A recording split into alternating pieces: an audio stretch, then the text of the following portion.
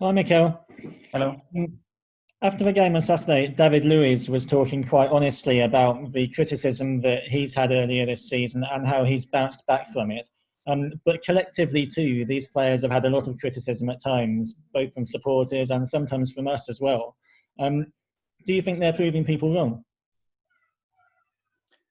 I don't think it's about that. I think when people criticizes you, probably they are fair or right to do so. It happens with me, I'm sure, when I make decisions or when I get something wrong. It's part of the game, and individual errors are, you can see them in every single game, and that's gonna have an opinion. And now with the media that we have around us, it makes it even higher. But it's about bouncing back. And in football, what you did last week, unfortunately or fortunately, it doesn't matter. It's what's going to happen the next day and the next game. And I think that's the mentality that you have to do. You start to look too much about what happened before. You tend to look more at the negative as well. And I think that's a really bad thing for yourself to do. So David has that character as well, that he can face it. He's happy to face it, happy to tell the world when he feels that way. And I'm really glad that now obviously everybody can see the other side of it. Do you think it has been a motivation for this group of players, though? Well, if they take it that way, that's great, because when you take it as a challenge to put things right, not to prove people wrong, because I think people at the end are quite fair, and you can see the reaction now on media and fans and everybody. When someone is doing what he's capable of, he gets rewarded, and people are telling really nice things about him. Now let's sustain that. We've gone through those difficult moments together, and now let's move on. There was quite a nice moment on social media. I think it was yesterday when Ober thanked Tierney for his assist. Do you think these players seem maybe more together and more like maybe a group of friends than they did 6 months ago when you took over? What I sense is great chemistry between them, and they are all on board, trying to achieve the same thing, and they can rely on each other. For me, the most important thing is when they jump into that pitch, that they know what to expect from each other. That is not a flick of a coin.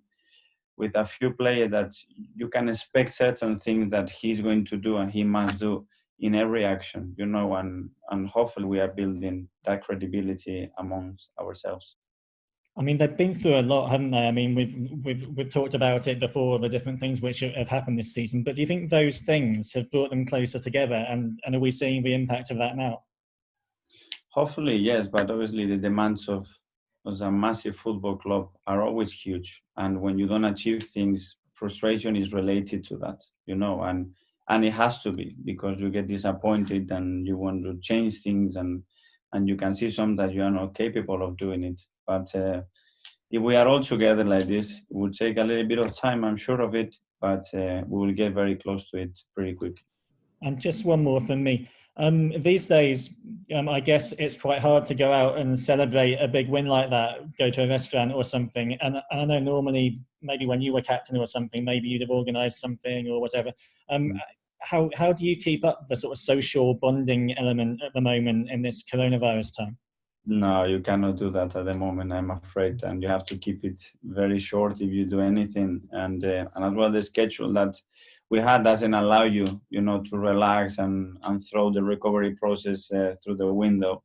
So they will have time. We will give them some time in the summer. Let's get where we want to get, and after they can enjoy the right way they deserve. Thank you, Mikel. Thank you. John at the Mirror. Hello, Mikel. Always appreciate you doing this. Thanks so much. Nice to see you.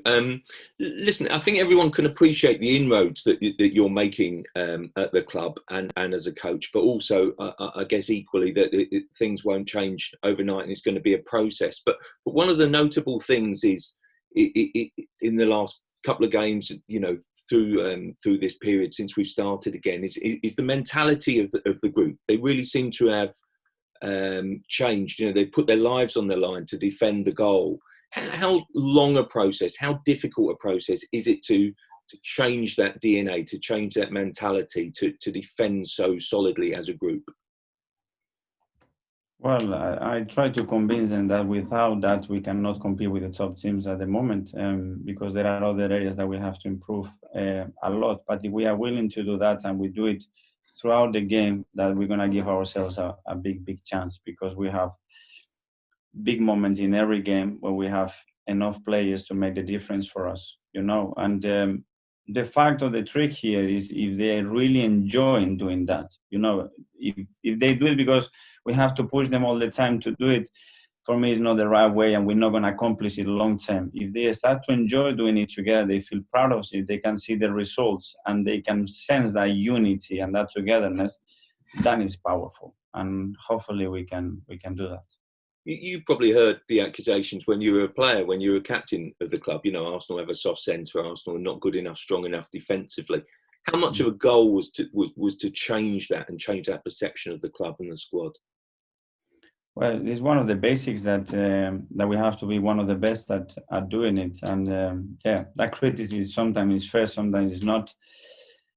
When you win, obviously everything is more positive, and doing very similar performance, and you lose, obviously the perception is different. But it's about what we are feeling, you know, and how we want to do it. And I think that process, in that sense, is going in the right direction. There's always a sense, isn't there, before a game when you line up in the tunnel, I guess, if you look at the opposition, you know, sometimes they say you can be beaten before a game. It's about changing that mentality as well, isn't it? About that belief. Yeah, I think it's in everybody's nature. I think players and managers, you look at the opposition before games and you look all the beautiful things and great things that they do. And us as a manager, sometimes we look at the things that, oh no, if they do that, we're not going to be able to control that worry and that uncertainty.